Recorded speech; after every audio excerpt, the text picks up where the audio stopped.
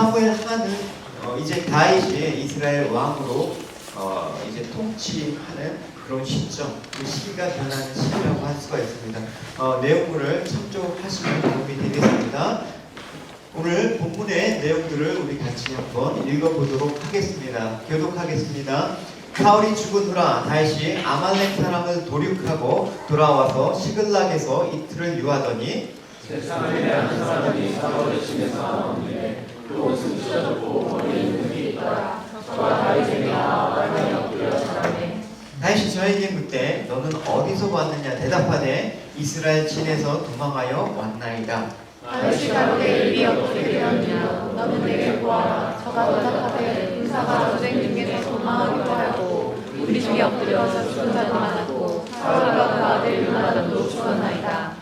다윗이 자기에게 구하는 소년에게 묻되 사울과 그 아들 요나단의 죽은 줄을 내가 어떻게 아느냐. 그에게 구하는 소년이 가로되 내가 우연히 길보아 산에 올라오니 사울이 자기 창을 의지하였고 병거와 기병은 저를 쫓기 따르는데 사울이 뒤로 돌이켜 나를 보고 부르시기로 내가 대답하되 내가 여기 있나이다 한즉 내게 이르되 너는 누구냐 하시기로 내가 대답하되 나는 아말렉 사람이니라 한즉 또 내게 이르되 내 목숨이 아직 내게 완전히 있으므로 내가 고통이 들었나니 너는 내 곁에 서서 나를 죽이라 하시기로 저가 엎드려 주님에게는 살 수 없는 줄 내가 알고 그 곁에 서서 죽이고 그 머리에 있는 열루감과 팔에 있는 고리를 벗겨서 내 집으로 가져오나이다. 이에 다윗이 자기 옷을 잡아 찢으며 함께 있는 모든 사람도 그리하고 그 아들 요나단과 여호와의 백성과 이스라엘 족속이 칼에 sul고 인하여 저녁 때까지 슬퍼하여 울며 금식하니라. 다시 그 구한 소년에게 묻되 너는 어디 사람이냐 대답하되 나는 아말렉 사람 곧 외국인의 아들이니이다. 다윗이 저에게 이르되 내가 어찌하여 손을 들어 여호와의 기름 부음 받은 자 죽이기를 두려워하지 아니하느냐고. 소년 중 하나를 불러 이르되 가까이 가서 저를 죽이라 하매 그가 침에 곧 죽으니라. 다윗이 저에게 이르기를 내 피가 네 머리로 돌아갈지어다. 내 입이 그들에 대하여 증거하기를 내가 여호와의 기름 부음 받은 자를 죽였노라 함이니라 하였더라. 예, 우리 영어로 한번 스크립을 다시 한번 읽도록 하겠습니다. After the death of Saul, David returned from defeating the Amalekites and stayed in Ziklag 2 days. On the third day, a man arrived in Saul's camp with his clothes torn and with dust on his head. When he came to David, he fell to the ground and paid him honor. Where have you come from? David asked him. He answered, I have escaped from the Israelite camp. What happened? David asked. Tell me. He said, the men fled from the battle. Many of them fell and died, and Saul and his son Jonathan are dead. Then David said to the young man who brought him the report, how do you know that Saul and his son Jonathan are dead? I happened to be on Mount Gilboa, the young man said, and there was Saul leaning on a spear with the chariots and riders almost upon him. When he turned around and saw me, he called out to me, and I said, what can I do? He asked me, who are you? An Amalekite, I answered. Then he said to me, stand over me and kill me. I am in the throes of death, but I am still alive. So I stood over him and killed him, because I knew that after he had fallen he could not survive. And then I took the crown that was on his head, and the band on his arm, and have brought them here to my Lord. Then David and all the men with him took hold of the clothes and tore them. They mourned and wept and fasted until evening for Saul and his son Jonathan, and for the army of the Lord and the house of Israel, because they had fallen by the sword. David said to the young man who brought him the report, where are you from? I am the son of an alien, an Amalekite, he answered. David asked him, why were you not afraid to lift your hand to destroy the Lord's anointed? Then David called out one of his men and said, go strike him down. So he struck him down and he died. For David had said to him, your blood be on your own head. Your own mouth testified against you when you said, I killed the Lord's anointed. 네, 오늘 본문의 1장은 이렇게 시작하고 있습니다. 사울이 죽은 후에라고 시작하고 있습니다. 이 말은 새로운 시대가 이제 다가왔다라는 그런 시그널이 되겠습니다. 그래서 사울의 시대가 끝나고 하나님이 선택하여 세우신 다윗의 시대가 시작되었다라는 게 사무엘 하의 시작입니다. 오늘 본문의 내용은 이렇습니다. 사울이 죽은 후에 다윗이 아말렉 사람을 도륙하고 시글락에 들어와서 이틀을 머물고 있을 때 사울의 진영에서 한 아말렉 소년이 다윗에게 앞서서 와서 사울 왕과 요나단이 사망했습니다라는 소식을 전했습니다.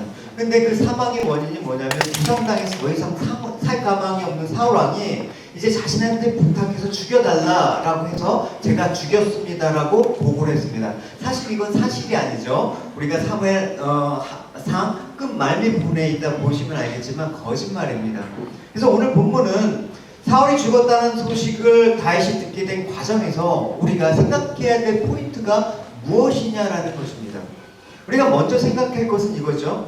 어쨌든 사울이 다윗을 죽이려고 한 원수 같은 존재이기 때문에 사울이 죽었다는 소식을 들었을 때 다윗에게는 어떤 마음이었을까라는 생각을 해봤습니다. 어떤 마음이겠습니까? 일단 저 같았으면 아예 잘됐다 기뻐했을 것 같아요. 잘 죽었다. 그렇게 나를 괴롭히더니 벌 받았구나. 이게 사실 보편적으로 우리가 드는 생각일지도 모른다라는 생각을 했습니다.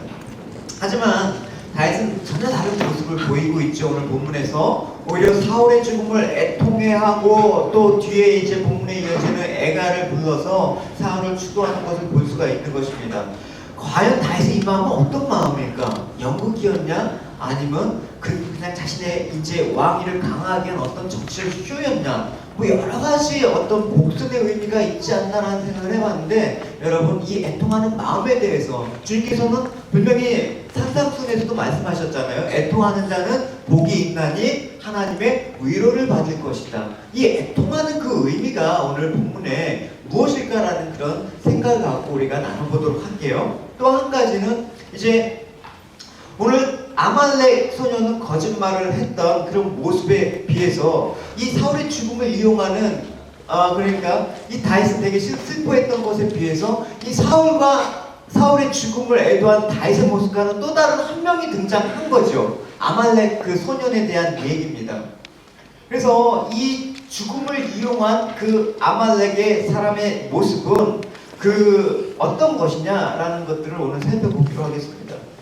그래서 그 아말렉 사람은 그 여호와의 기름 부은 자를 죽였다라는 그 이유로 다윗에게 이제 죽음을 당하게 됐죠. 그래서 오늘 본문에서는 사울의 죽음이라는 그 상황 가운데 전혀 두 다른 그 모습을 보여주는 두 그룹이 있습니다. 아말렉 사람과 다윗의 모습. 그래서 이 모습을 통해서 우리의 어떤 내면적인 모습과 또 애통해야 된다는 그런 의미를 이렇게 살펴보기로 할게요. 그래서 죽음을 이용했던 아말렉 소년의 모습을 먼저 보고, 또 애통한 다윗의 그 의미와 또 이 다윗이 그 가졌던 그 애통하는 마음 가운데 품었던 또 공동체적인 책임 의식에 대해서 우리가 살펴보기로 하겠습니다.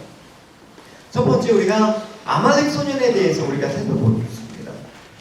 우리가 아말렉 소년이 사울의 죽음에 대해서 거짓을 보고한 사실을 우리가 본문에서 읽어보았죠. 여러분 주지하다시피 전투 중에 부상당한 사울은 할례 없는 블레셋 사람에게 죽는 것을 아주 수치스럽게 생각했습니다. 그래서 스스로 목숨을 끊고 말았죠. 그 얘기가 사무엘상 우리 31장에 있는 내용입니다. 우리 같이 읽어보도록 할까요?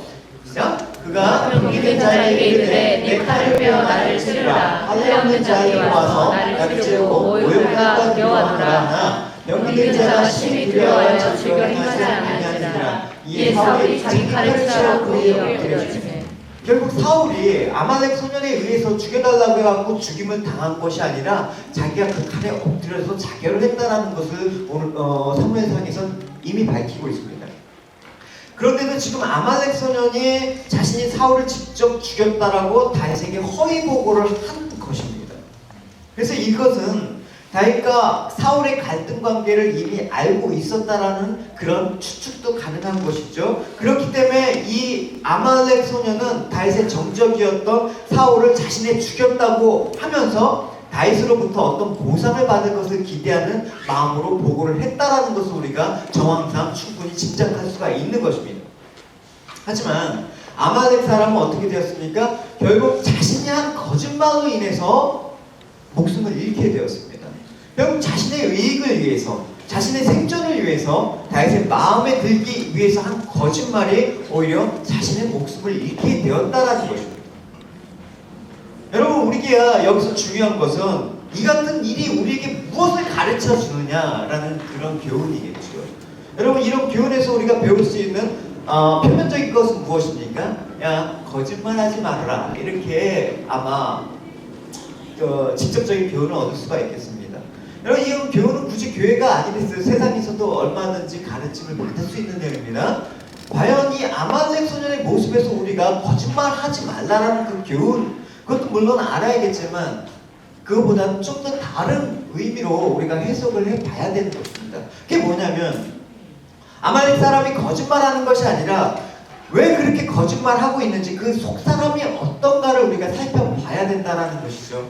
항상 우리는 우리 겉사람의 모습이 아니라 우리 속사람이 어떤가를 아는 게 여러분 중요하다는 것입니다.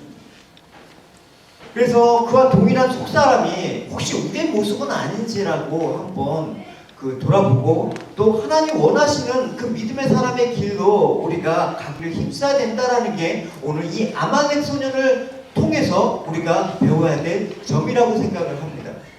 그래서 먼저 아말렉 사람이 사울의 죽음을 자신이 한 일로 말하는 그 속셈을 앞서 말한듯이 어떤 것입니까? 그 자신이 이게 중심이라는 것입니다. 그러니까 즉 사울의 죽음을 이용해서 자신이 득을 보려고 하는 그 마음에서 출발한 것이죠. 그러나 아말렉 사람이 사울에 대해서 미처 생각지 못한 것이 하나가 있습니다. 어떤 것을 생각지 못했냐면, 사울이 그냥 일반 사람이 아니라 하나님 여호와의 기름 부음 받은 자라는 사실을 잊어먹은 것입니다. 다윗에게는 그것이 되게 중요한 거였거든요. 그래서 이 같은 것은 아말렉 사람에게는 사실은 관심 밖의 일이었을 것입니다. 여호와의 기름을 부음 받은 자인지 내가 알 필요도 없고 알아서 그게 뭘 나한테 무슨 상관이냐, 이런 마음이었을 것입니다. 그래서 이런 아말렉 사람은 결국 여호와의 기름 부으신 자라는 그런 어떤 사울의 그 의미를 몰랐기 때문에 다윗에게 죽임을 당한 것입니다. 그러니까 아말렉 사람이 거짓말해서 죽은 건 아니에요, 여러분. 거짓말했다고 죽였으면 너무나 관용이 없는 거죠. 근데 다윗은 그 거짓말 때문에 죽인 게 아니라 여호와의 기름 부음 받은 자를 죽였기 때문에 이 아말렉 소년을 용서하지 않는 것입니다. 우리 14절 내용을 한번 읽어보실게요. 15절까지 시작. 다윗이 저에게 이르되 너가 어찌하여 손을 들어 여호와의 기름 부음 받은 자 죽이기를 두려워하지 아니하였느냐 하고, 그는 중 하나를 불러 이르되 가까이 가서 저를 죽이라 하매 그가 침에 죽으니라. 여러분 보십시오.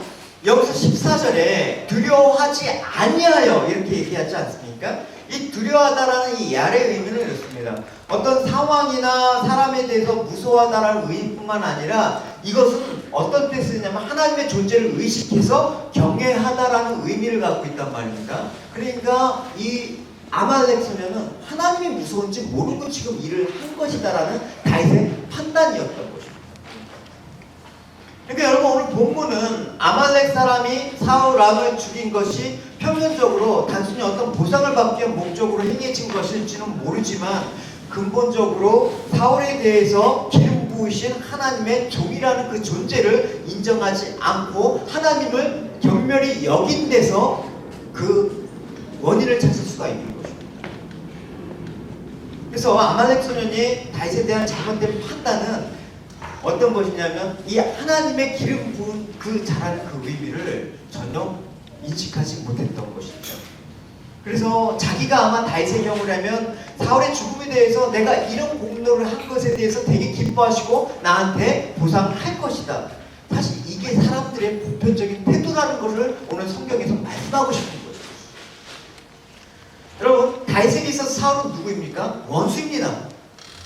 그냥 미워하는 정도가 아니라 나를 얘가 죽지 않으면 내가 죽는 그런 원수지간이란 말입니다. 그러니까 다윗은 사울에 의해서 죽을 고비를 수없이 맞이하지 않습니까? 우리가 사무엘상에서 나는 그 묵상의 내용처럼 두 번이나 사울을 죽이기에도 불구하고 다윗이 피했던 이유는 원수 같았지만 하나님의 기름 부으신 자라는 인식이 있었기 때문에 범죄하지 않기 위해서 그랬다라는 것을 알 수가 있죠. 근데 지금 아말렉 소년은 그건 상관없습니다.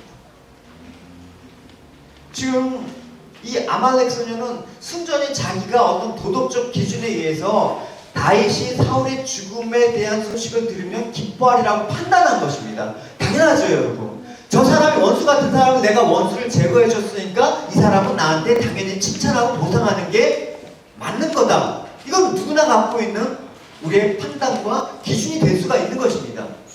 이 아말렉 소년이 뭔가 생각이 이상한 또라이 같은 녀석이라고 생각하면 여러분 안 됩니다, 여러분.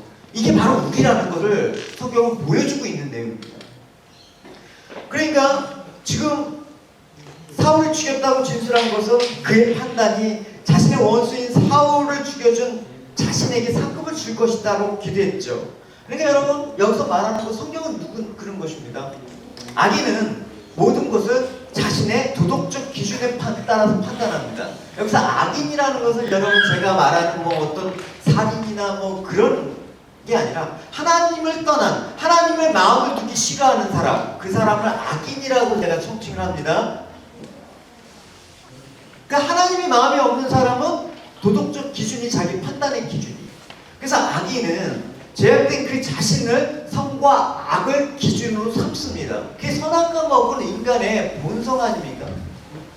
그래서 자신의 도덕적 기준에 따라서 다른 사람을 판단하는 거죠. 자기가 악을 행하면 다른 사람도 악을 행할 것이다.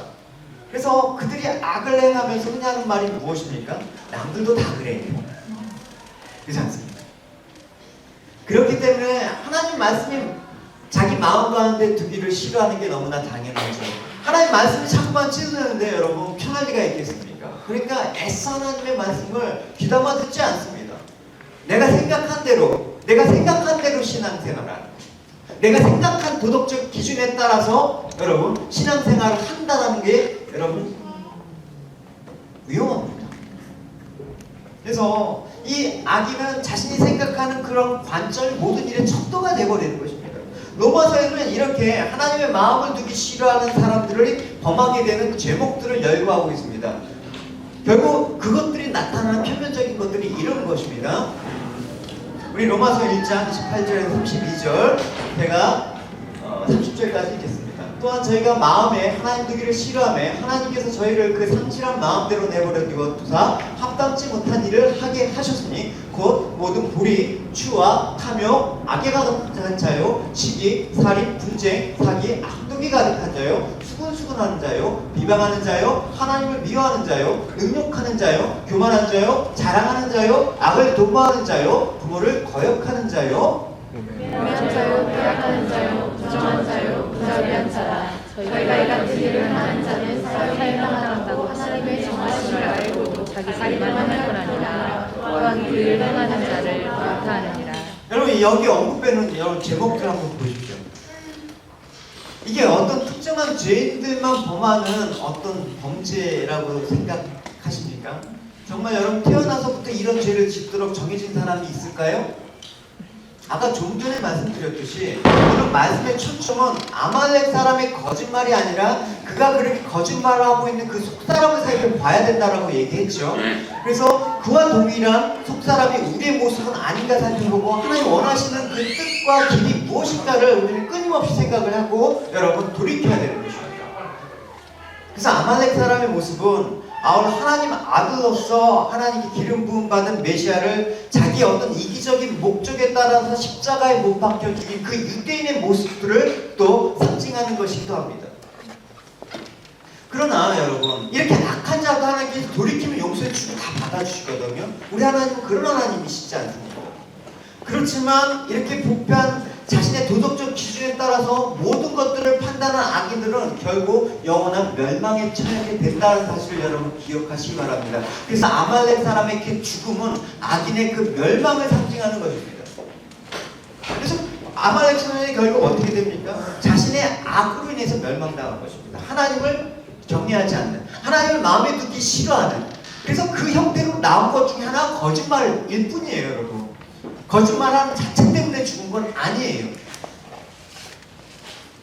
그래서 악인은 자신이 악하게 그지 없는 도덕적 기준에 따라서 모든 것을 판단하고 죄악 가운데 행하다가 마침내 영원한 멸망의 심판에 당하게 되는 것이다. 이게 성경에서 말하는 악인의 최후입니다.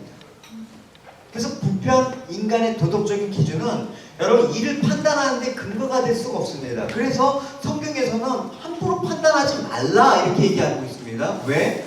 도덕적 기준이에요, 여러분. 우리가 타락했는데 그 도덕적 기준으로 판단하면 여러분 옳은 것이겠습니까? 로마서 2장 1절 같이 읽어볼게요. 자, 그러므로 남을 판단하는 사람이 누구든지 내가 통계치 못할 것은 남을 판단하는 것으로 내가 너를 정죄하노니 판단한 내가 같은 일을 행함이니라.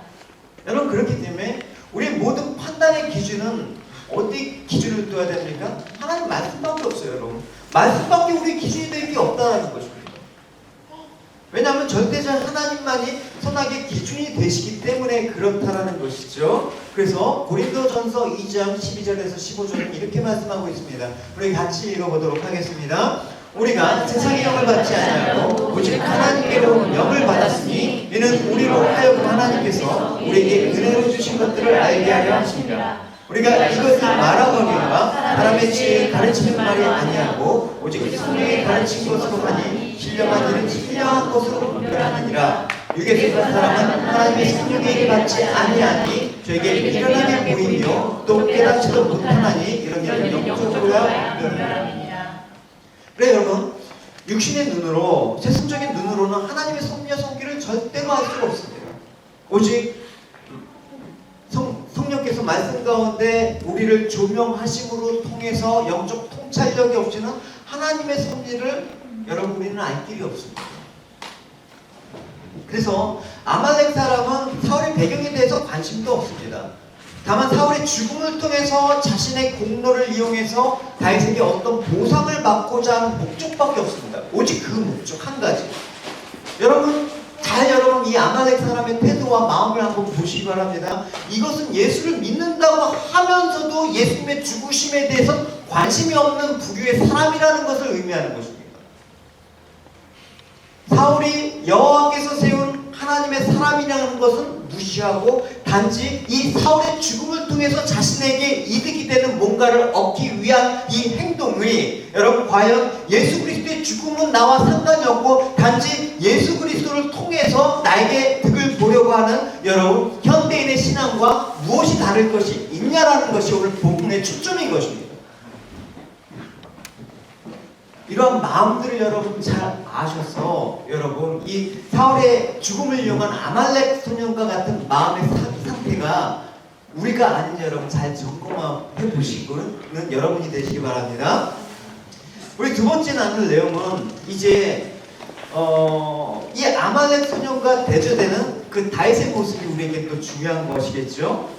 그래서 사울의 죽음을 애통한 그 다윗의 라고 했을 때 하나님의 영광, 하나님의 기름 부으신 자에 대한 어떤 포커스를 우리가 맞춰야 된다는 것이죠. 그래서 우리가 다윗이 사울을 자신이 죽였다고 보던 아말렉 소년을 처형한 사실에 대해서 우리가 생각해 볼 필요가 있다는 것입니다.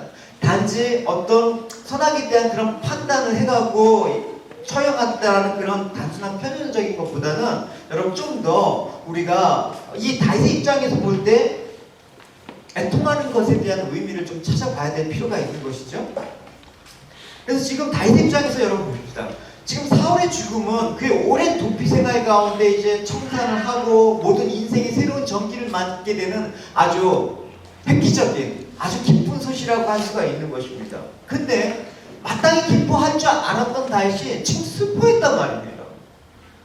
심지어는 사울을 자신 죽였다고 보고한 아말렉 소년을 처형하기까지 했습니다. 이유는 뭐라고요? 사울이 하나님의 기름 부음을 받은 자라는 단 하나의 이유 때문에.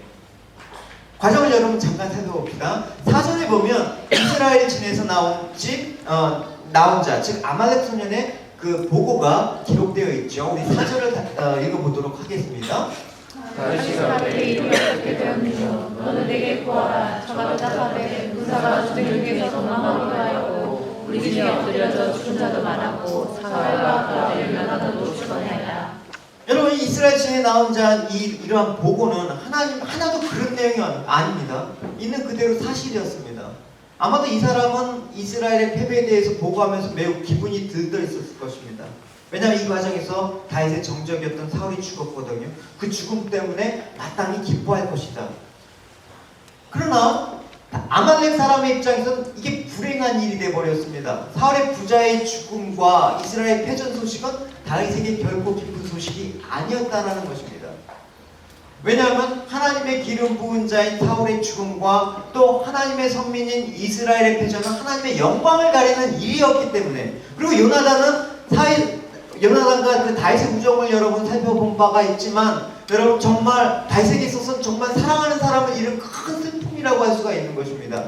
그래서 다윗은 이 보고를 듣자마자 크게 낙심해서 슬피 울었습니다. 우리 11절과 12절을 읽어보도록 하겠습니다. 자, 이에 다윗이 자기 옷을 갈아 뜯음에 함께 있는 모든 사람도 그리하여 사울과 그 아들 요나단과 여호와의 백성과 이스라엘 족속이 칼의 죽음을 인하여 저녁 때까지 슬퍼하여 울며 금식하니라.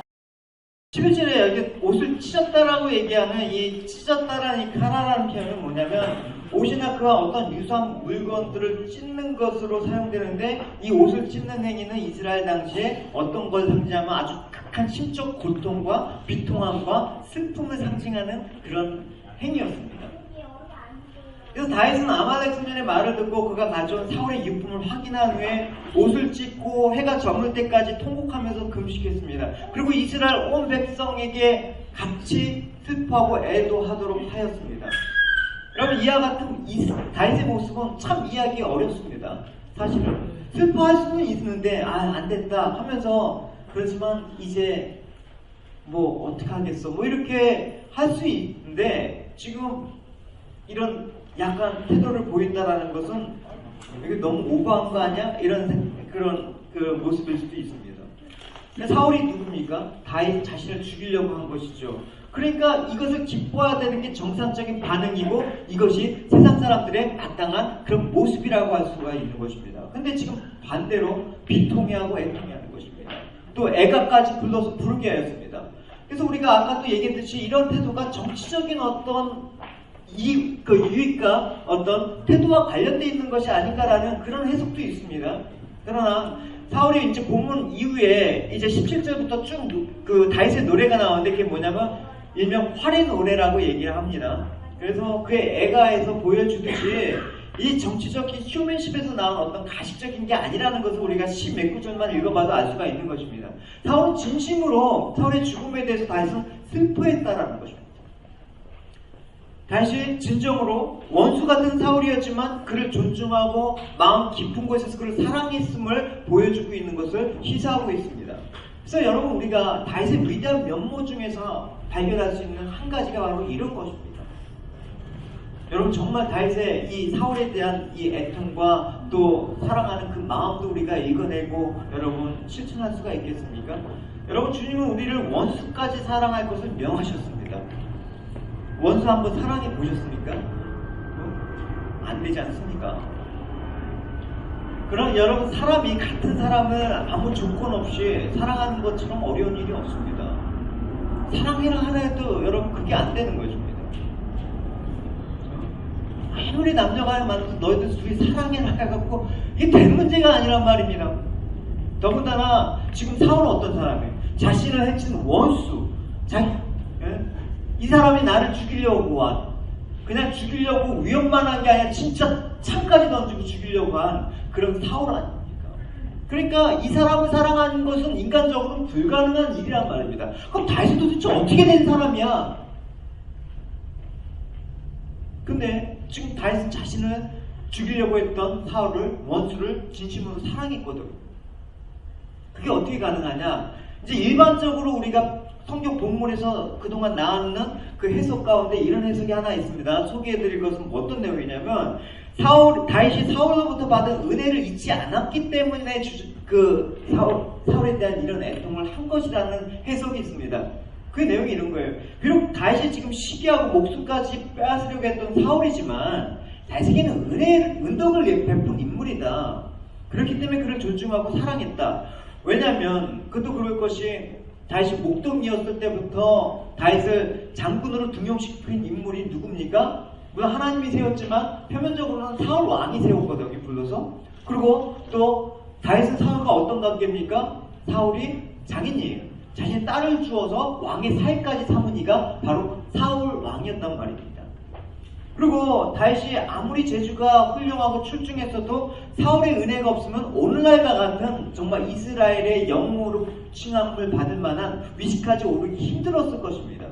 뿐만 아니라 다윗은 사울 곁에서 배운 것도 많았을 것입니다. 왜냐하면 사울이 초기에는 그래도 꽤 똑똑하고 지혜롭고 용맹스러운 왕이었기 때문에 그렇죠. 이렇게 본다면 사울을 존중하는 사랑의 이유가 사울의 은덕을 잊지 않았기 때문이라는 주장은 전혀 틀린 말은 아닙니다. 일리가 있습니다. 그러나 이 주장은 사울에 대한 어떤 다윗의 사랑을 납득시키기에는 조금 설득력이 약합니다. 그래서 우리가 사울을 이렇게 사랑하는 데에서 앞서서 말한 조건이 전혀 무관하다고 볼 수는 없지만 좀 더 큰 데서 의미를 찾아볼 필요가 있는 것입니다. 그렇다면 그 이유가 무엇이냐? 그것은 아까도 미리 우리가 얘기했듯이 다윗이 하나님이 택하신, 하나님이 기름 부으신 이스라엘 왕이라는 그 사실을 존중했기 때문에 그렇다는 것입니다. 지금 뭐냐면 하나님이 사랑하셔서 사울을 세우신 왕이라는 그 사울의 신분 자체를 사랑했다라는 것을 다윗의 모습을 통해서 알 수가 있습니다. 16절을 보면 우리가 좀 내용을 파악할 수가 있겠죠. 같이 읽어보도록 할게요. 자,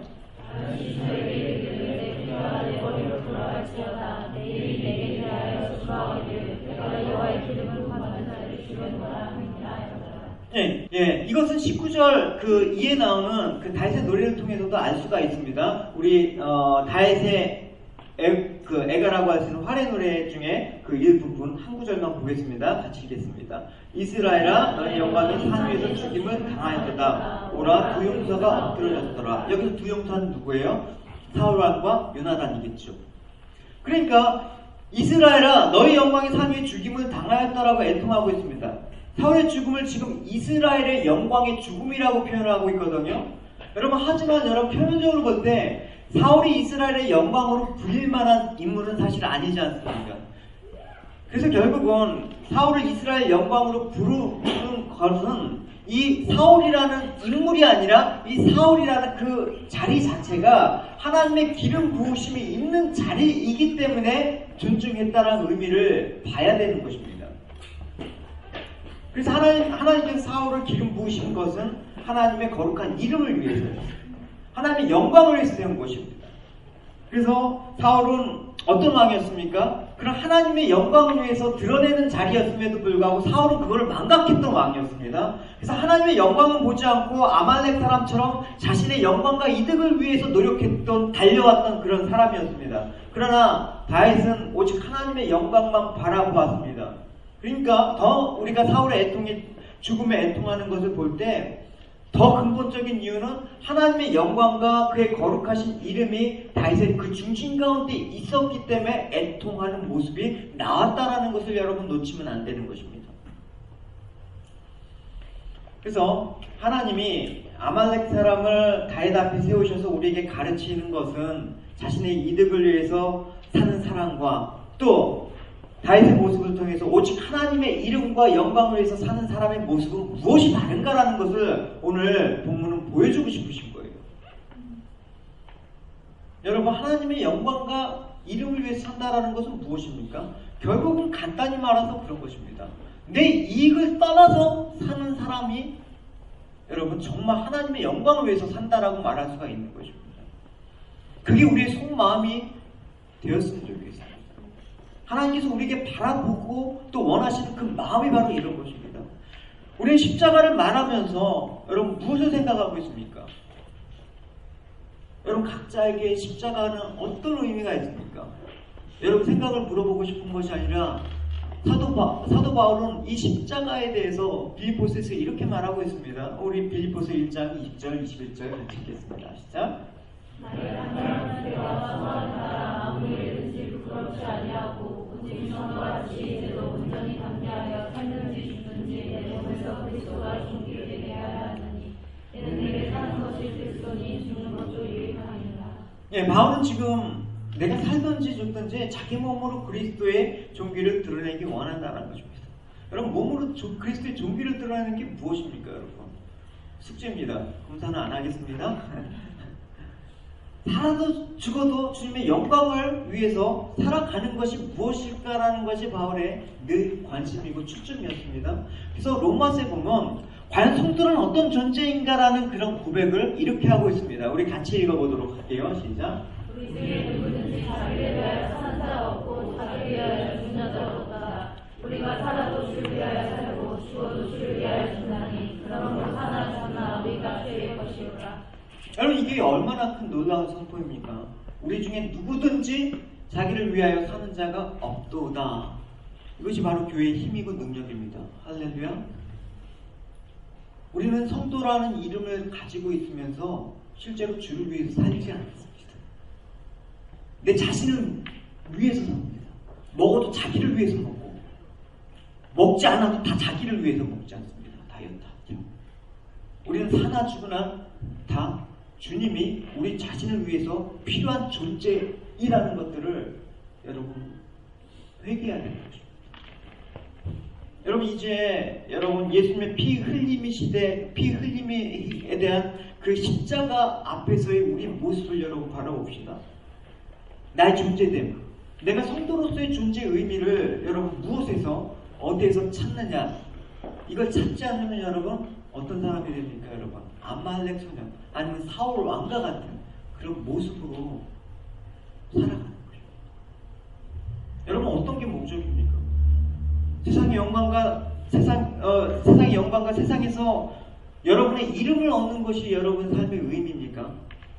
아니면 더 나아가서 가문의 영광을 위해서요? 그건 신자가 아닙니다, 여러분. 그건 아말렉 사람이라는 것입니다. 다윗에게는 하나님의 영광만이, 하나님의 이름만을 여러분 관심이 있어 있다는 것을 볼 수가 있습니다. 다윗이 사심이 없었을까요? 오늘 본문을 보면 적어도 본문에서는 찾아볼 수가 없을 것 같아요. 그래서 하나님의 영광과 그 이름만이 우리의 관심이 되길 원합니다. 우리는 그럴 수밖에 없는 존재이고 그렇게 살아야 되는 존재입니다. 할렐루야. 왜냐하면 우리 생명은 예수 그리스도의 고난과 죽으심으로 말미암아 주어진 것이기 때문에 그렇습니다. 예수님의 죽으심 앞에서 나의 이득을 생각하는 것 자체가 하나님의 거룩한 이름과 영광을 모욕하는 것입니다. 십자가에서 흘리신 주의 피를 멸시하는 것입니다. 믿음은 우리의 이득을 위한 수단이 아니라 도구가 아니라 믿음은 다만 못난 우리를 예수님께서 붙들어 놓으신 그 능력이시며 세상만 보는 우리를 하여금 그리스도를 따라서 십자가를 바라보게 하는 것이 믿음이라는 것입니다. 그 믿음이 없이는 하나님의 아들을 볼 수 없고 하나님의 아들 되심을 인정할 수 없고 구원도 받을 수가 없습니다. 그래서 성도인 우리는 거룩하신 하나님의 이름과 영광을 위해서 존재한다는 사실을 잊지 마시고 여러분 내 존재가 무엇인가라는 그 물음과 답을 여러분 평생 찾으시면 안 돼요. 여러분 빨리 찾으셔야 됩니다. 다윗은 사울을 위해서 울긴 울었지만 그보다 더 나아가 하나님의 그 이름과 영광을 위해서 그 영광이 땅에 떨어지지 않도록 온 것입니다. 이게 우리와 다른 점입니다. 우리 울잖아요, 여러분. 우리 울으면 뭐예요? 온통 나의 영광과 이름과 연결되어 있습니다. 내가 손해본 것 때문에 울고, 내가 좀 자존심 상한 것 때문에 울고, 내가 좀 무시받은 것 때문에 울고, 그렇게 우는 일이 허다한 것입니다. 그건 성경에서 말하는 애통과는 무관한 것입니다. 세상은 웃는 자, 우는 자로 구별할 수가 있는 것이죠. 울든 웃든 모든 것들은 세상 가운데 있는 모든 것들은 다 자기의 영광과 자기의 이름을 위한 것이 그것밖에 없습니다, 여러분. 그것밖에 없습니다. 우리는 주님의 영광과 이름 때문에 애통할 수 있어야 되는 것입니다. 할렐루야. 때문에 내 자신에 대해서도 내가 정말 아말렉과 같은 존재이다. 그리스도의 십자가를 바라보면서 오직 나의 이득과 나의 삶의 중심이 된다라는 그런 마음들을 여러분 애통해 하시기 바랍니다. 이 애통 가운데 주님의 그 위로와 주님의 회복하심이 있는 여러분이 되시기 바랍니다. 그것이 신자입니다. 그럴 때 하나님의 하나님 되심을 인정하면서 우리가 나갈 수가 있는 것이죠. 이것이 하나님의 주재권, 예수 그리스도의 주재권, 우리가 성경 시간에 배웠잖아요. 이 하나님의 주권을 인정할 때 비로소 원수까지도 사랑할 수가 있는 것입니다. 하나님이 당신의 주권으로 원수를 내 앞에 두셨어요. 이 원수를 둔 게 하나님이 주신 거예요. 그럼 어떻게 해야 됩니까? 이 원수까지 사랑할 수밖에 없는 것입니다.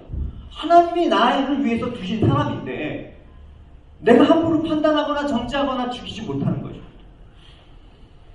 주시하다시피 이 세상의 모든 사람은 하나님의 주권에 의해서 하나님 형상대로 창조된 존재 아닙니까? 그렇기 때문에 우리는 그들을 마땅히 존중하고 사랑할 수 있어야 되는 것입니다. 여러분들 각자 다 하나님의 형상대로 지음받은 사람이라는 것입니다. 요한 1서 5장 1절에서 2절을 같이 읽어보도록 할게요. 시작.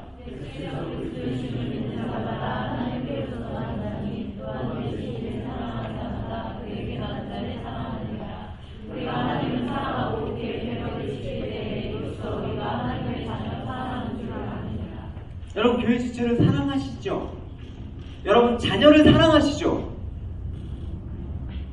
사랑합니까? 안 사랑? 다 자녀들 구합니까? 사랑하잖아요, 여러분. 여러분 이웃을 사랑하고 계시죠? 그러나 여러분 여기 말씀대로 여러분들이 하나님 관계에 있어서 하나님의 사랑을 경험하고 하나님 사랑을 사랑하지 않는다면 여러분은 결국 지체나 여러분 자녀를 사랑하는 게 아니다라는 것입니다. 성경에서 말하는 사랑 그런 사랑이 아닙니다, 여러분. 보통 관계, 릴레이션십을 얘기할 때 두 가지를 나눌 수가 있습니다. 그게 뭐냐면 첫째 그 릴레이션십의 첫 번째 하나의 분류는 뭐냐면 펠로우십, 두 번째는 펑션. 이거에 따라서 이 관계를 한단 말입니다. 펠로우십은 뭐냐면 교제가 친분을 쌓아가는 과정을 통해서 얻어지는 것입니다. 펑션은 어떤 거냐면 어떤 일을 할 때 관계가 연결되는 것입니다. 그러니까 여러분 우리가 기능적으로 관계하느냐 아니면 펠로우십으로 관계를 하느냐 큰 차이가 있습니다. 교회 안에서나 가정 안에서 우리는 기능적으로 할 수가 있습니다. 얼마든지 관계할 수가 있습니다. 저는 목사로서 여러분 당연히 기능적으로 설교할 수가 있습니다. 그죠? 여러분은 기능적으로 맡겨진 일을 할 수가 있습니다. 성도로서. 얼마든지 부부로서 일은 잘할 수가 있습니다. 남편 잘 돈 벌어오고 아내는 집안 살림 잘하고 이건 다 기능적으로 잘할 수 있는 역할입니다. 그렇죠? 우리 교회 가정 가운데 기능적으로 이 역할을 잘 못하는 분들은 한 명도 없어요. 다 잘해요. 남편은 남편의 일, 아내는 아내의 일 얼마든지 그리고 또 자녀에 대해서 아버지로서 어머니로서의 기능적 역할을 잘하고 있습니다. 여러분. 그죠? 가르치고 잘 입히고 잘 해먹이고 또 잘 보호하고 이건 어떤 측면이 강하냐면 기능적인 역할적인 측면이 강한 것입니다. 근데 여러분 이 기능적인 관계를 제가 무시하는 게 아니라 이 기능적인 관계를 잘한다고 해서 치밀한 것이 아니라는 것입니다. 여러분 교제라는 것은 무엇입니까? 펠로우십은 무엇입니까? 마음과 마음들을 연결하는 것입니다. 마음과 연결이 안 되면 우리는 기능적으로 어떤 일 중심적으로 관계하게 되어 있습니다. 제가 애당교회 담임 목사가 아니라 여러분 그냥 평범한 그냥 일반 그냥 뭐 길거리에서 만난 사람이라면 저와 여러분이 이렇게 관계를 할 수 있을까요? 여러분? 할 수 있으면 여러분 우린 관계를 잘한 것입니다. 여러분 저도 기능적인 목사가 되기 싫고 여러분들도 기능적인 성도가 되지 않았으면 좋겠습니다. 지금 예배 가운데 여러분 우리가 앉아있는 이 모습이 정말 마음과 마음으로 하나님과 마음과 마음으로 연결이 되어 있느냐 아니면 기능적으로 그냥 우리가 예배를 드리고 있느냐 차이가 큽니다. 하나님의 사랑을 우리의 인격적인 삶 가운데 충분히 경험하고 있습니까? 하나님과 이런 펠로우십 관계에서 오는 사랑이 없으면 그 채우심이 없으면 우리는 진정으로 누군가 사랑한다는 것은 불가능합니다. 그게 우리의 한계입니다. 여러분 내가 사랑이 없는데 그를 어떻게 사랑합니까? 내가 가진 게 있어야지 줄 수 있는 거 아닙니까? 여러분 더군다나 여러분 기능적인 사랑은 나랑 관계 있는 어떤 일을 통해서 직장 동료든 내 가정 안에서 만난 결혼의 관계로 만난 남자 여자든 어떤 생식적인 관계로 일어난 자녀든 어쨌든 그 기능적인 면에서 잘할 수가 있는데 그게 반드시 펠로우십 면에서 정말 친밀한 그게 있느냐라는 것입니다. 여러분 자녀랑 많이 대화를 나누세요 여러분. 저도 반성을 많이 했습니다. 기능적으로 아버지 역할을 지금 잘하고 있는데 과연 내가 이 펑션적으로 지금 관계를 하고 있느냐 자녀들하고 펠로우십 정말 교제하면서 이 아이들의 마음들을 끊임없이 받고 주고받고 이런 관계를 내가 지금 가정을 꾸려가고 있는가 저도 반성을 많이 했습니다. 이런 것들이 여러분 없다 그러면 여러분 예배 기능이 일정한 학위만 있으면 일정한 과정만 거치면 그냥 기능적으로 목사가 되는 거예요. 아무런 여러분 주님과 마음이 닿지가 않습니다. 예배 가운데 아무런 감동도 없고 터치도 없습니다. 예배 가운데 은혜를 통해서 내 삶이 변화라는 것이 안 일어나는 것입니다. 여러분 다윗을 왜 하나님 마음에 합한 자라고 했을까요 여러분? 저는 이제서 알았습니다. 여러분 다윗이 왜 마음에 합한 자였는지 시편을 읽어보면서 다윗이 하나님과 마음과 마음으로 정말 친밀하게 교제했던 그 사랑을 주고받았던 그 경험들이 우리 안에도 느껴져야 됩니다. 여러분 가정 안에도 그렇게 여러분 부부관계도 그렇게 부모와 자녀 관계도 그렇게 세우셔야 됩니다. 이런 다윗이기 때문에 사울의 죽음에 대해서 그렇게 애통한 것은 이상한 일이 아닙니다. 왜냐하면 이미 원수된 나를 사랑하시는 하나님의 사랑을 힘입어서 그 사랑은 충분히 하나님으로부터 부어진 바가 되었기 때문에 그 사랑이 있다 그러면 원수까지도 사랑할 수가 있는 것입니다. 우리가 하나님께 죄를 범하고 당신의 원수가 되었음에도 불구하고 왜 구원을 받았을까요? 여러분 구원을 받을 만한 우리 어떤 의로움이 있기 때문이었습니까? 아니지 않습니까?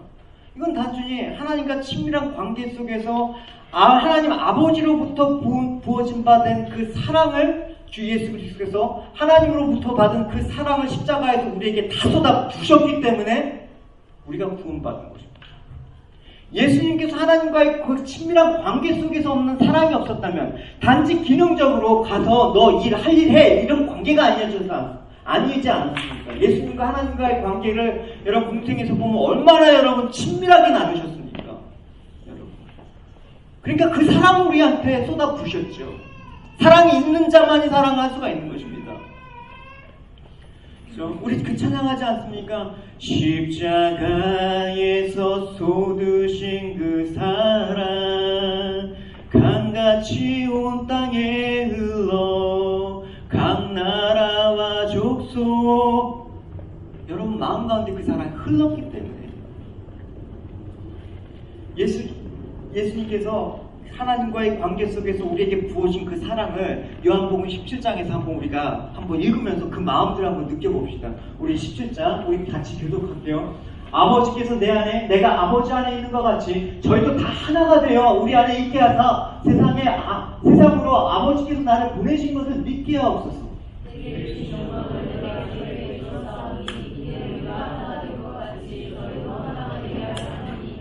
곧 내가 저희 안에 아버지께서 내 안에 계셔 저희로 온전함을 이루어 하나가 되게 하려 하심은 아버지께서 나를 보내신 것 같이 또 나를 사랑한 것 같이 저희도 사랑하신 것을 세상으로 알게 하려 함이로소이다. 아버지가 내게 주신 자로 나 있는 곳에 나와 함께 있어 아버지께서 창세전부터 나를 사랑하심으로 내가 주신 나의 영광을 저희로 보게 하시기를 원하옵나이다. 이로우신 아버지여 세상에 아버지를 알지 못하여도 나는 아버지를 알았었고 저희도 하나님께서 나를 보내신 줄 알았사옵나이다. 내가 아버지의 이름을 저에게 알게 하고 또 알게 하니 이는 나를 사랑하는 사랑이 저희 안에 있고 나도 저희 안에 있게 하려 함이니라. 그쪽 마지막 절에 아버지의 사랑이 내 안에 있고 이 사랑이 저희 안에 있기를 원합니다. 여러분이 하나님과의 그런 관계 속에서 펠로우십적인 그 친밀함이 없으면 여러분 그 사랑을 자녀에게 전달할 수가 없는 것입니다. 다 기능적인 아버지로 변하는 것, 기능적인 어머니로 변하는 것입니다. 이러길 원하십니까 여러분? 예? 이런 자녀를 여러분 성장시키기 원하십니까, 여러분? 그렇지, 그렇게 돼서는 안 되지 않습니까?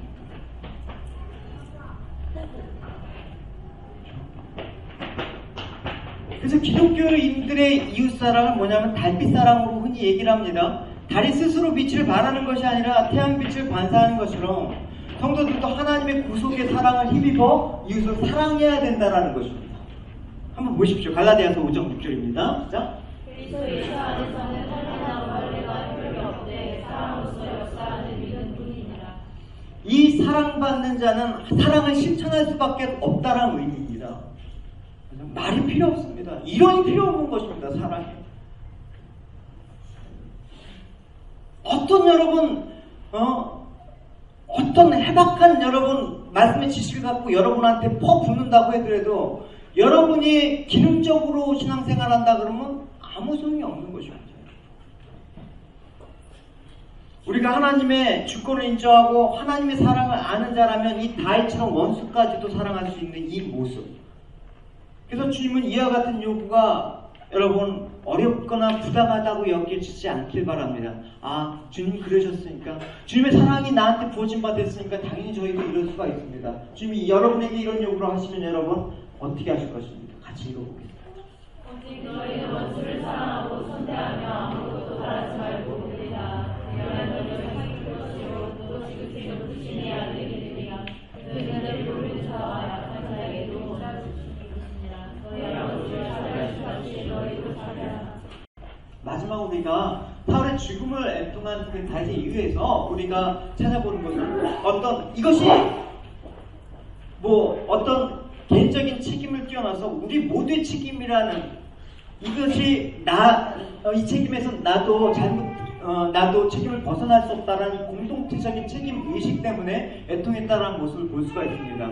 그래서 10절에 보면 아말렉 소년이 그 사울의 유품을 다윗에게 이렇게 전하죠. 여러분 10절을 읽어보도록 할게요. 시작. 너가 엎드려진 후에 살 수 없는 줄을 내가 알고 그를 깨어서 죽이고 그 머리에 있는 멸류관과 딸에 있는 고리를 벗어 내게 주의로 가져왔나이다. 네, 어떤 유품입니까? 왕관과 팔찌였습니다. 이것은 왕권을 상징하는 귀중한 아주 상징성이 있는 물건이거든요. 그렇기 때문에 지금 다윗에게도 아말렉 소년이 훔친 이것이 어쩌면 향후 이스라엘의 왕으로서의 입지를 견고하게 될 수 있다라는, 도움이 될 만한 있다는 판단에서 아마 혹했다라는 생각도 할 수가 있는 것입니다. 그러나 이것이 만약에 탐을 냈다 그러면 아마도 아말렉 소년은 자기의 기대대로 여러분 됐을 것입니다. 보상도 받고 아마 한 자리 차지했습니다. 근데 지금 14절에 보면 자기 스스로 사울을 죽였다고 말한 아말렉 소년을 향한 다윗의 책망이 이렇게 나옵니다. 같이 읽어보실게요. 다윗이 저에게 이르되 내가 어찌하여 손을 들어 여호와의 길을 부름받으다 주기를 두려워하지 아니하였느냐고. 그러니까 이렇게 사적인 관계에 초점을 맞춘다면 당연히 사울왕의 죽음은 기쁠 수도 있고 이런 사울왕의 유품들이 자신의 어떤 입지를 강화하는 데 사용될 수 있지만 다윗은 이스라엘 백성과의 공적인 관계를 먼저 생각했다라는 것입니다. 민족적 차원에서 이 일을 바라봤다라는 것입니다. 그래서 애통한 것입니다. 그래서 다윗을 보면 끝까지 악을 선으로 이기고 개인적인 원한을 뛰어넘어서 공동체적인 선을 추구했던 그런 아주 훌륭한 모습을 우리가 살펴볼 수가 있습니다. 분명 다윗의 사울의 비극적인 죽음은 하나님 앞에서 교만했던 사울 왕의 그런 죄악 때문이라는 것은 부정할 수가 없습니다. 하지만 이 사실에 덧붙여서 우리가 반드시 기억해야 될 사실은 이스라엘 백성의 불신앙이 궁극적으로 사울의 죽음을 초래했다라는 그 책임을 면해야 된다는 얘기가 아니라는 것입니다. 여러분 우리가 쭉 묵상을 해왔기 때문에 정리를 하면 여러분 이해가 가실 거예요. 과거 사무엘 선지자 말기에 사무엘이 늙고 그 아들들이 도덕적으로 타락했을 때 이스라엘 백성들은 앞날의 안위를 염려해서 그들을 위해서 왕을 세워주기를 사무엘에게 요구했죠. 그죠? 우리 한번 살펴봅시다. 시작. 그들이 이르되 우선 당신을 늙고 당신의 아들들을 당신의 일을 하지 아니하니 열과 같이 우리에게 왕을 세워 우리를 다스리게 하소서한지라. 이런 요구들은 하나님 마음을 슬프게 했습니다. 그 이유는 단지 그들이 왕을 구했기 때문이 아니라 그가 요구한 왕은 하나님 앞에서 자신의 앞날을 맡기면서 하나님께 원하시는 뜻을 구현하는 신실한 왕을 요구한 것이 아니라 어떤 왕을 원하면 세속적인 안목에서 늠름하고 또 장대한 열방의 이방 왕들과 같은 그 왕만을 구했기 때문에 하나님이 슬퍼하신 것입니다. 그래서 저들이 요구하는 그 목적은 뭐냐면 하나님의 통치보다는 세상의 영의 통치를 받기 원했다라는 것을 발견할 수가 있죠. 같이 읽어봅시다. 백성이 성의 말씀을 거절하되 아니오이다. 우리도 왕이 있어야 하리니 우리도 열방과 같이 되어 우리 왕이 우리를 다스리며 우리 앞에 나가서 우리의 싸움을 싸워야 할 것이니이다. 하나님께서는 그들의 헛된 요구임에 불구하고 왜 들어주셨습니까? 너희들이 알 거야. 이것이 얼마나 허무한 것인지. 그걸 깨닫기 위해서 한 왕을 세워주신 왕이 바로 사울 왕이었죠. 실제적으로 사울 왕은 이스라엘 백성들이 외견을 볼 때 분명히 자신들이 원했던 그런 장대하고 힘센 영웅과 같은 모습이었습니다. 같이 읽어볼게요. 그들이 달려가서 거기서 데려오매 그가 백성 중에 선이 다른 사람보다 어깨에 위나하였더라. 좋죠. 그렇지만 하나님의 뜻에 역행해서 인간의 뜻대로 세워진 사울이 하나님을 경외한다라는 것은 만무한 일이겠죠. 대신 자기를 왕으로 인정해준 백성의 눈치를 보기 시작했단 말입니다. 그래서 그 백성의 눈치를 보기 급급한 것은 너무나 당연한 모습이었죠. 사울 왕의 모습을 보십시오. 자?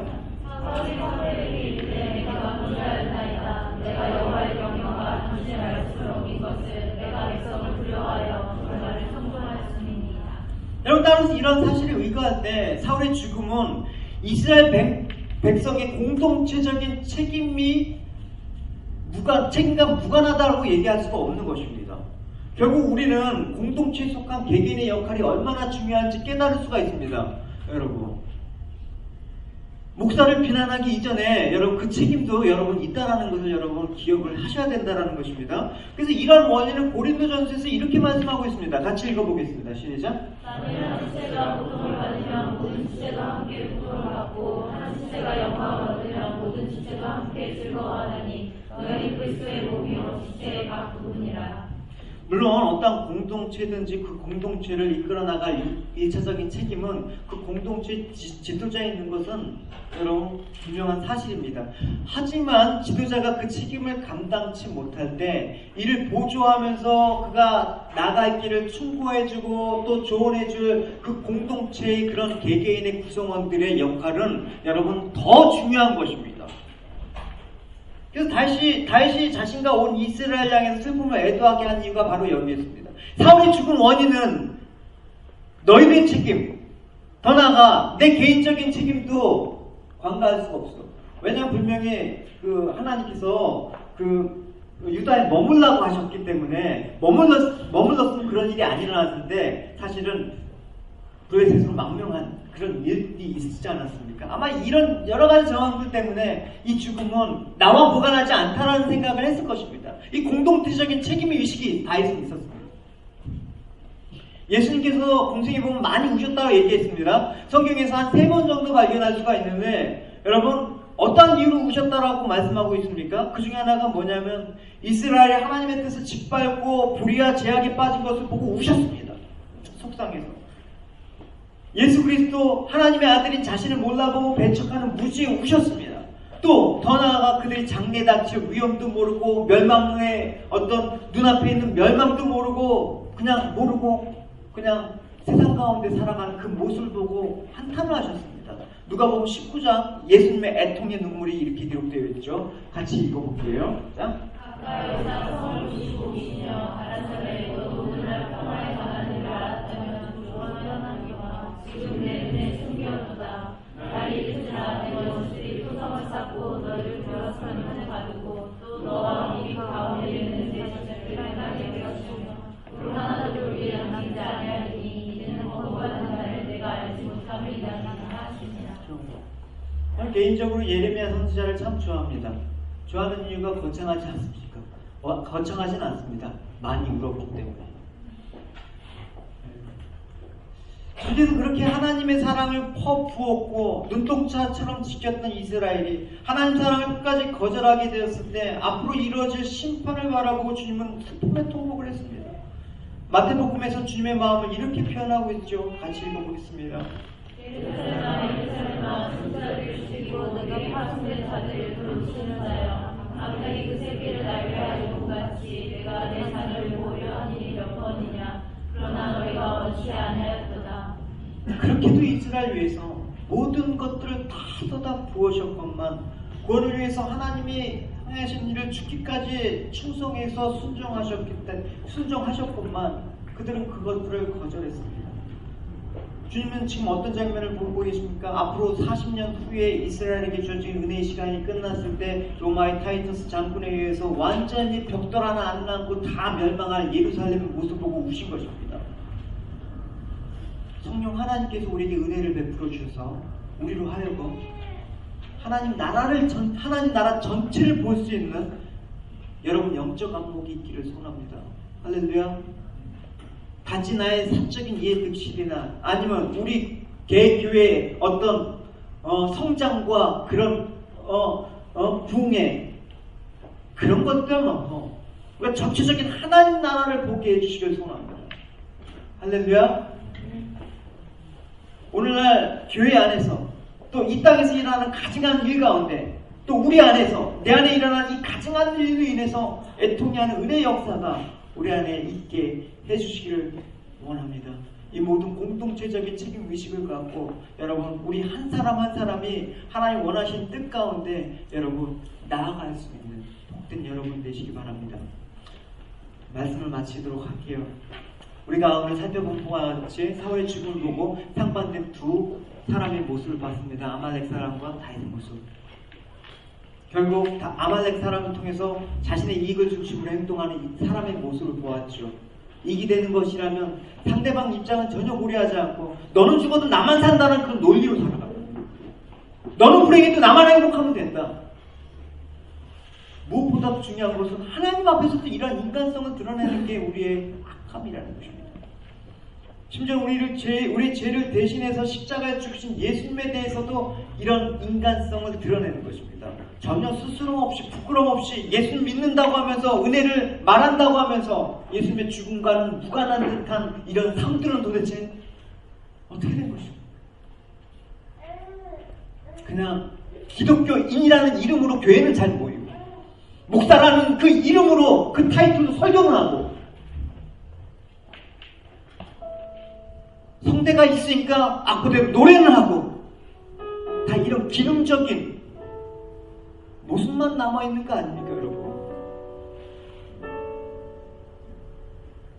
어려워도 자식들하고 김치 하나 넣고 눈물을 흘리면서도 힘들지만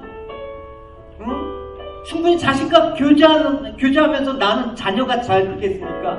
아니면 뭐 몇십만 원짜리 장난감 다 퍼가면서 좋은 세상에 있는 것들을 다 해가면서 좋은 교육 다 시켜가면서 기능적으로는 잘 줬는데 그 아이하고 전혀 사랑 그런 마음을 나눈 적이 없다 그러면 어느 편을 여러분 선택하시겠어요? 10년 20년 신앙 생활에서 직분 받고 잘 교회도 커고 외형적으로 모든 것들이 잘 갖춰져 있다 그러면 그 기능적인 교회가 여러분 과연 하나님 원하시는 교회입니까? 우리 신앙은 십자가가 너무 동떨어져 있다는 것을 오늘 회개하길 원합니다. 우리 입술은 정말 십자가 밑에 있는지 우리 마음과 몸은 십자가에서 떨어진 채 세상과 버타면서 그렇게 기능적으로 살아가는지 아는지 내가 가족을 위한다는 명분으로 내 자식과 한 번도 마음도 나눠본 적도 없고 내 배우자하고 진짜 마음에 있는 대화 한 번 나눠본 적도 없고 일주일에 가도 그냥 나는 내 일하고 여자는 아내는 아내 일하고 그렇게 기능적으로 살아가는 우리들의 모습 아닙니까 여러분? 이 가운데 뭐가 여러분 배려의식이 있겠습니까? 하나님과 뭐가 어떤 친밀한 관계가 있습니까? 여러분 그게 중요한 게 아니란 말입니다 여러분. 기능적으로 훌륭했다고 해서 세상적으로 인정을 받을 수가 있죠 여러분. 그게 전부라면 여러분 그렇게 사셔도 됩니다. 그러나 그게 전부가 아니라고 여러분 오늘 말씀 가운데 알려주고 계십니다. 그래서 우리가 예수님을 보면서 예수님이 우리를 향해서 애통하시는 그 마음들 오늘 다윗이 애통했던 그 마음들이 우리 안에 있길 원합니다. 할렐루야. 그럴 때 그 마음들, 애통하는 마음들 가운데 부어주신 하나님의 은혜를 여러분 맛보시고 정말 그 은혜를 맛볼 때 하나님 마음을 헤아릴 수 있는 여러분 하나님의 자녀다운 모습으로 그 마음들을 부어주시는 나눠주시는 저와 여러분이 되시기를 주님의 이름으로 축원합니다. 주님께서 보여주신 그 생명의 길로 여러분 한 걸음 한 걸음 여러분 주님과 함께 여러분 이 찬양처럼 주님과 함께 내 마음들을 드리며 내 삶들을 드리며 내 마음들을 주님과 교통하고 그 주님과의 관계 속에서 여러분 쌓아나가는 그런 여러분 성도들이 되시기 바랍니다. 내 자녀와의 관계, 내 부부와의 관계 그렇게 여러분 친밀하게 관계함으로써 여러분 정말 은혜가 무엇인지 그리스도의 사랑이 무엇인지 아는 저희들 되길 원합니다. 할렐루야. 우리 찬양 드리시겠습니다. 주가 보이신 생명의 길, 나 주님과 함께